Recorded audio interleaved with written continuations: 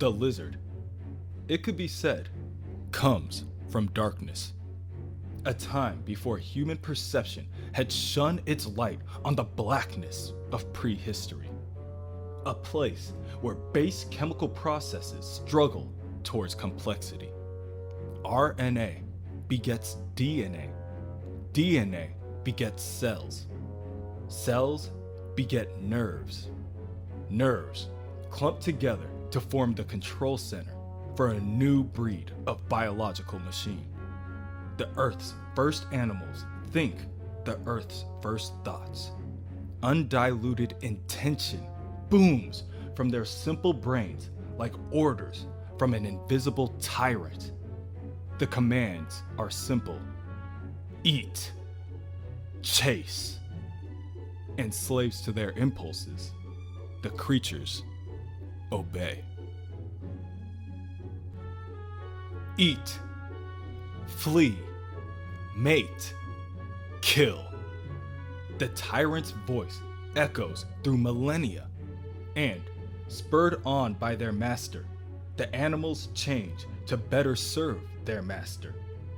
Finally, in the Jurassic era, the tyrant takes its name from the creatures who most perfectly express its will.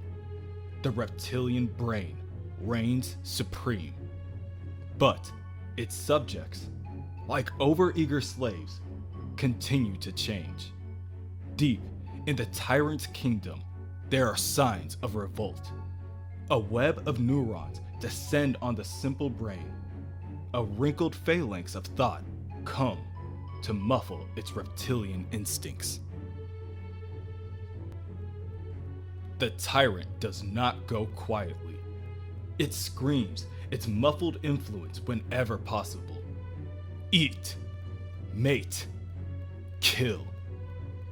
But this new breed of animal, basking in the light of consciousness, answers each command with a question. Why? The question has power.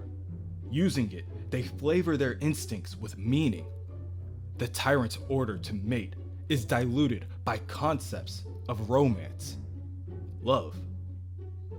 But why? The question gives birth to science. And with science, the reptile's brain is finally branded an artifact, categorized, and unwanted from its throne. The tyrant is put to sleep. And with science, thousands of years later, Dr. Curt Connors wakes him up. An arm grows, but it's not his arm. A rage grows, but it is not his rage. Millennia of frustration, instinct is given form. The tyrant reclaims his body and wages war on the mammals. In the neocortex, Connor hides, taking refuge in the mammalian throne. The reptile tests his boundaries, angry for conquest. Only with help does he hold the line.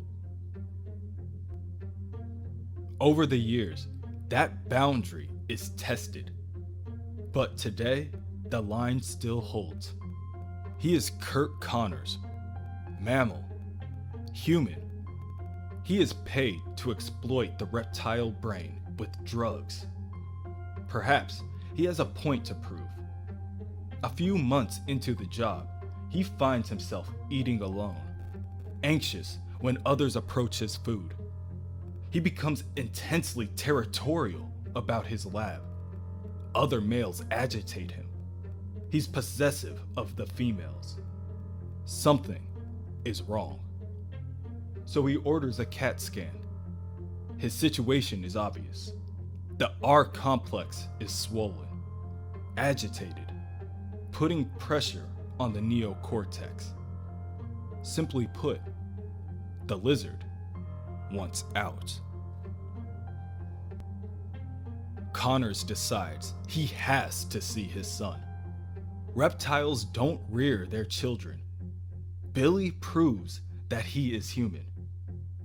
That won't be possible today, she tells him. She has no expression on her face. Billy's been having nightmares. He draws pictures. They'll rule on future visits in the next few days. Her expression never changes. Primates use facial expressions to communicate emotion. Does she sense the lizard inside him? Does she know it has no interest in raising their young? That it sees the small as weak and the weak as food? Do they all know? Does his boss, Mr. King, know when he challenges him with his unearned authority? That the lizard wants nothing more than to force a gurgle of crimson acquiescence from his mangled throat? Does Marissa know when she smiles and waves that the lizard wants to smell her with his tongue, taking her as a mate if deemed worthy? No. Connors is the only one that knows. So, Connors waits for them to leave. He pulls out his friend, and he works in the darkness. The lizard wants out, and it's time Connors stopped ignoring him.